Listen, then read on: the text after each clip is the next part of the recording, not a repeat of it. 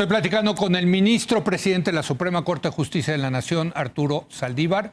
Ministro, se ha hablado mucho de que la autonomía, la independencia del Poder Judicial Federal está amenazada por la Cuarta Transformación, que hay un intento de conquistar, digamos, el Poder Judicial por parte del presidente, del Poder Ejecutivo. ¿Qué nos dice al respecto? Yo no tengo esa impresión. Yo no estimo que la independencia de la Suprema Corte y el Poder Judicial esté amenazada. La verdad es que el presidente López Obrador ha sido extraordinariamente respetuoso con la Corte, con los jueces. Tenemos una muy buena relación, cordial y respetuosa, pero que parte del supuesto de la independencia y autonomía de ambos poderes. Honestamente, yo no he visto en el presidente ningún sesgo, ninguna intención de intervenir en la vida interna del Poder Judicial, ni tampoco de recomendar o de presionar en asuntos específicos. Ahora, hablando de la vida interna, sí hay un tema que es el tema de los sueldos, las prestaciones, en fin, que por cierto está litigándose en la Corte, ¿no?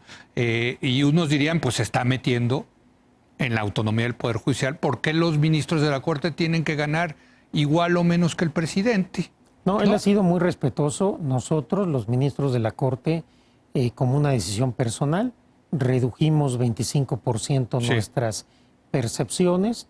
Los jueces y magistrados están protegidos por el artículo 94 constitucional, de tal suerte que los litigios sobre la ley de remuneraciones los estamos viendo con objetividad desde el punto de vista que cada uno de mis compañeros ministros tiene para apreciar el problema, pero no hemos visto ni en ese tema ni en ningún tema una intención del presidente de intervenir o de presionar, mucho menos de tomar el control del Poder Judicial. Ahora, a usted ya le ha tocado convivir con tres presidentes, con Calderón, Peña y ahora López Obrador.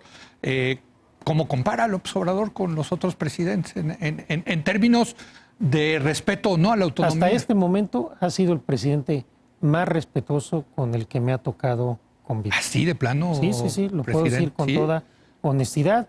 Dicho sea de paso que el presidente Peña Nieto también fue muy respetuoso. Ya, entonces queda claro por la variable residual cuál fue el menos, pero bueno.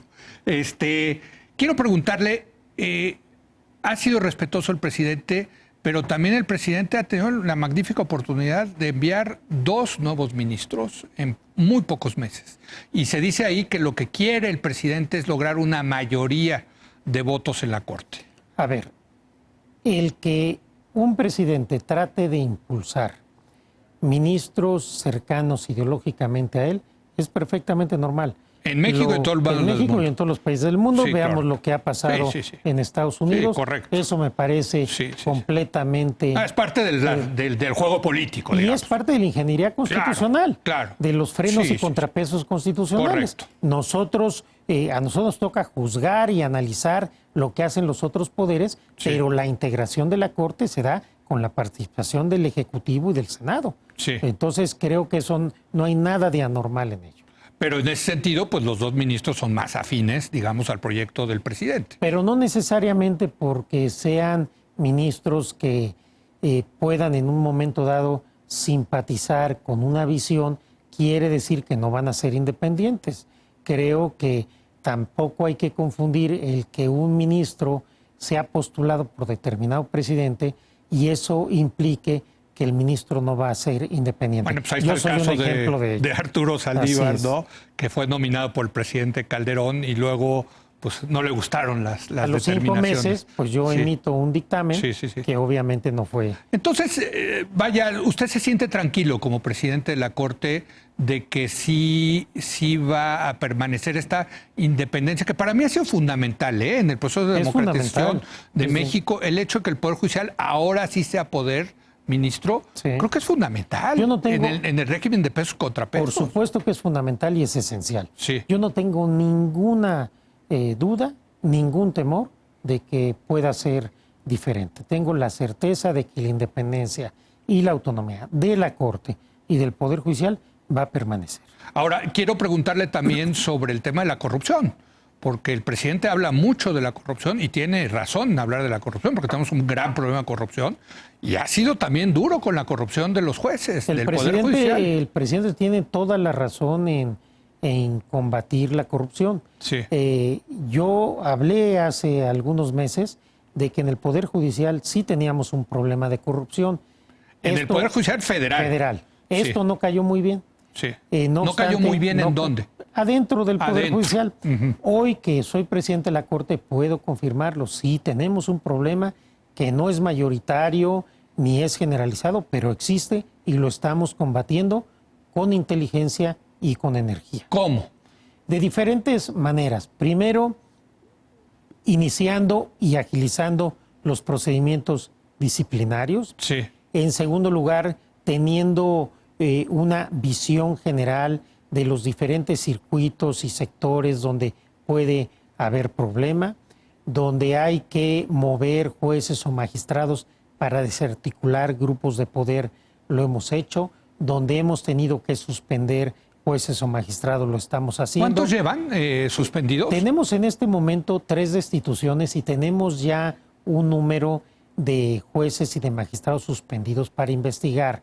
Porque no coincidía su nivel de vida con sus ingresos, ¿verdad? Ha habido diferentes cuestiones. Hay ocasiones en que su nivel de vida no coincide con sus ingresos. Hay otros donde sus bienes, sus cuentas, su patrimonio no coincide con lo que tienen. Hay en otras ocasiones, pues donde se tiene información de algún otro tipo de conductas indebidas, porque estamos obviamente sancionando, persiguiendo la corrupción, pero también el acoso sexual, el acoso laboral y otro tipo de conductas que también son corrupción, porque no se deben dar en tribunales. Pero digamos, sin dar datos que no debo dar, porque obviamente estamos en una estrategia, te puedo decir que estamos haciendo por primera vez una estrategia armónica, inteligente, decidida, para combatir la corrupción y el nepotismo en el Poder Judicial Federal. Bueno, ese es otro gran tema. Ahí está el estudio del CIDE que demuestra pues, que familias enteras, ¿no? Tienen una presencia importante del Poder Judicial de la Federación. Entonces hay que evitar que esos grupos familiares puedan generar falta de imparcialidad o conflicto de interés cuando se resuelven asuntos. Me quedan 2 minutos y quisiera hacerle la pregunta porque en otros países, particularmente Argentina, el Poder Judicial fue fundamental en un momento crítico político de ese país para defender la libertad de expresión en los medios de comunicación.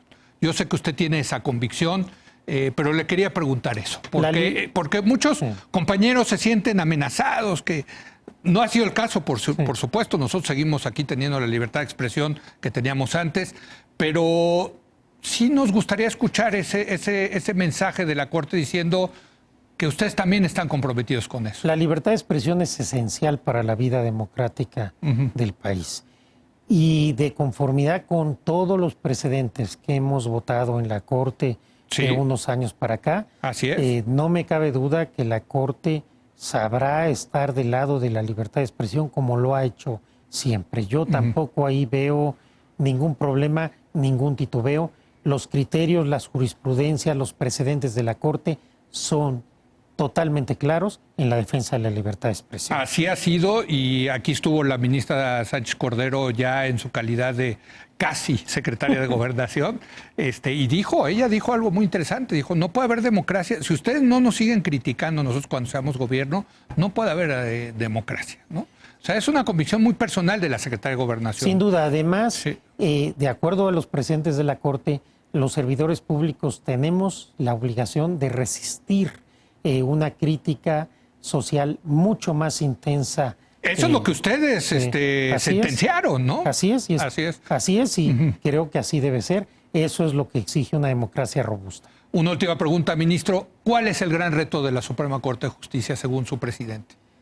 Yo creo que tenemos muchos retos, pero quizás el más importante, porque engloba a todos, seguir siendo un factor esencial en la defensa y el desarrollo de los derechos humanos. Creo que ese tiene que ser el faro que siga guiando los trabajos de la Suprema Corte. Y ahora con este tema de los migrantes, ese va a ser un gran tema, ¿no? Porque ustedes no solamente tienen que defender los derechos humanos de los mexicanos, sino también de los extranjeros que están en territorio mexicano. Por supuesto, tenemos que defender los derechos humanos de todas y todos los habitantes de este país. Así es. Gracias, ministro. Gracias, Leo. Mucha suerte al ministro presidente Arturo Saldívar. Y voy a hacer una breve pausa y ahora voy a regresar a platicar con Jacob Polensky. Ella es la presidenta nacional de Morena. Vamos a hacer un corte de caja de cómo va este partido en estos primeros 6 meses de la presidencia de López Obrador. Regresamos en un momento más.